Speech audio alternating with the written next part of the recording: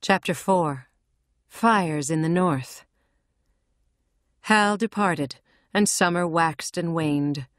Adara counted the days until her birthday. Hal passed through again before the first chill, taking his ugly dragon south for the winter. His wings seemed smaller when it came flying over the forest that fall, though, and his visit was briefer than usual and ended with a loud quarrel between him and her father. "They won't move during the winter," Hal said. "The winter terrain is too treacherous, and they won't risk an advance without dragon riders to cover them from above. But come spring, we aren't going to be able to hold them. The king may not even try. Sell the farm now, while you can still get a good price. You can buy another piece of land in the south." "This is my land," her father said. "I was born here. You too, though you seem to have forgotten it. Our parents are buried here, and Beth too. I want to lie beside her when I go." "You'll go a lot sooner than you'd like if you don't listen to me," Hal said angrily. "Don't be stupid, John. I know what the land means to you, but it isn't worth your life." He went on and on, but her father would not be moved. They ended the evening swearing at each other, and Hal left in the dead of night, slamming the door behind him as he went. Adara, listening, had made a decision. It did not matter what her father did or did not do. She would stay. If she moved, the ice dragon would not know where to find her when winter came, and if she went too far south, it would never be able to come to her at all. It did come to her, though, just after her 7th birthday.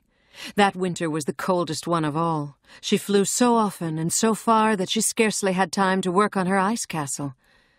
Hal came again in the spring. There were only 12 dragons in his wing, and he brought no presents that year. He and her father argued once again. Hal raged and pleaded and threatened, but her father was stone.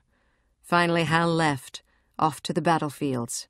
That was the year the king's line broke, up north near some town with a long name that Adara could not pronounce.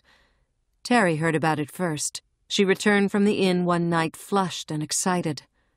"A messenger came through on his way to the king," she told them. "The enemy won some big battle, and he's to ask for reinforcements. He said our army is retreating." Their father frowned, and worry lines creased his brow. Did he say anything of the king's dragon riders? Arguments or no, Hal was family. "I asked," Terry said. "He said the dragon riders are the rear guard. They're supposed to raid and burn, delay the enemy, while our army pulls back safely. Oh, I hope Uncle Hal is safe." "Hal will show them," Jeff said. "Him and Brimstone will burn 'em all up."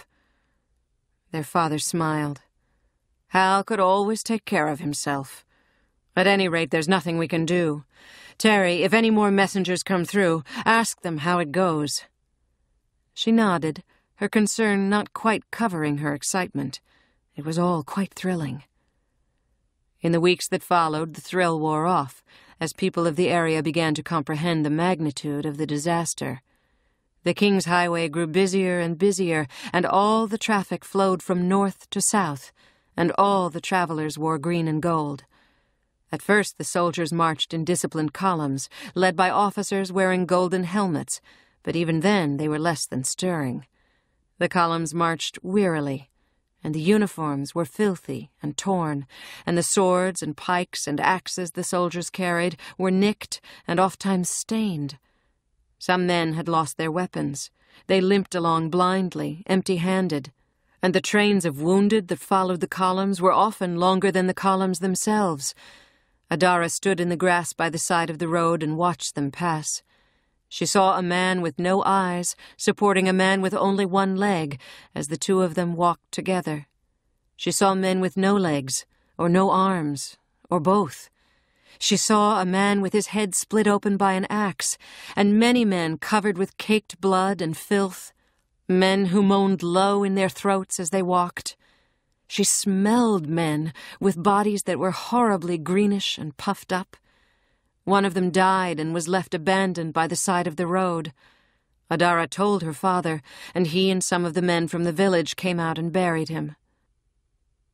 Most of all, Adara saw the burned men. There were dozens of them in every column that passed. Men whose skin was black and seared and falling off, who had lost an arm or a leg or half of a face to the hot breath of a dragon. Terry told them what the officers said when they stopped at the inn to drink or rest. The enemy had many, many dragons.